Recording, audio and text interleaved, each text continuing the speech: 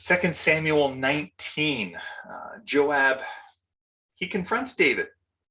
You're mourning for Absalom so much. You've got troops out there who are like, we fought for this guy, and he's crying over the one we were fighting against.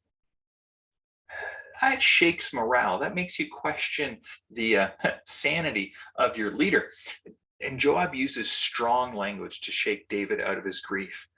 And David then relents. He goes out, makes a public appearance, kind of, perfunctory thanks the troops. But some tribes now aren't sure they should bring David back as king.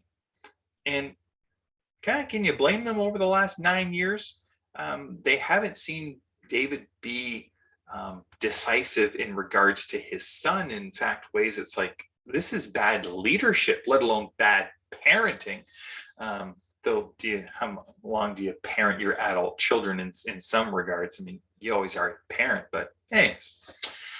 So David begins kind of his own campaign of winning the nation back, beginning with his own tribe, promising to make Joab's rival, Amasa, who is a prominent person in the tribe of Judah. It's like, you'll be my general. So he's kind of getting his tribe behind him again.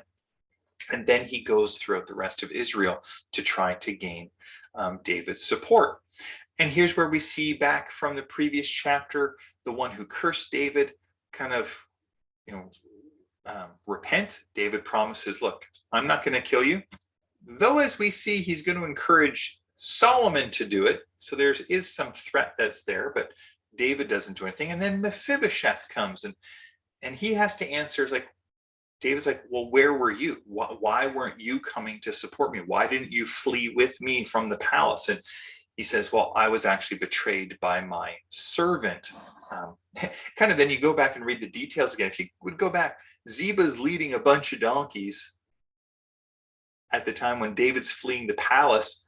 If he's Mephibosheth's servant and Mephibosheth is saying, I couldn't get there, it's like Ziba took the donkeys and then kind of threw Mephibosheth under the donkeys, so to speak.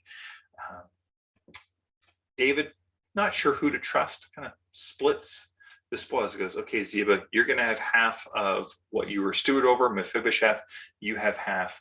Might have been good politics, but doesn't inspire a lot of loyalty. But again, how would David know? It's kind of a one saying against the other. We know as a reader, but that may not have been apparent to David in the moment. And then one of the three men who had supplied David before the battle comes, and David offers him a blessing, but the man goes, I'm old, give it to my son. And so David's kind of, again, restoring order, he's restoring favor, he's rebuilding kind of confidence in his kingship.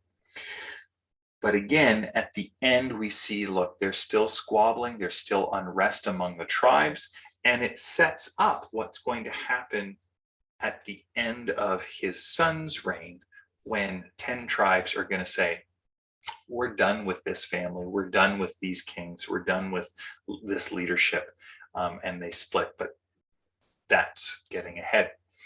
I kind of made this point in an earlier one, but part of this chapter, what it spoke to me as a reminder is we need to be careful to take things just at face value. There's two sides to the story is a phrase that we might use sometimes.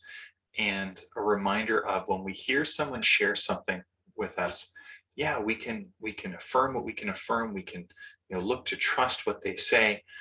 But it's always good before we kind of make a judgment, before we look to discern what is true, we look to get as many of the facts, as much information as we can.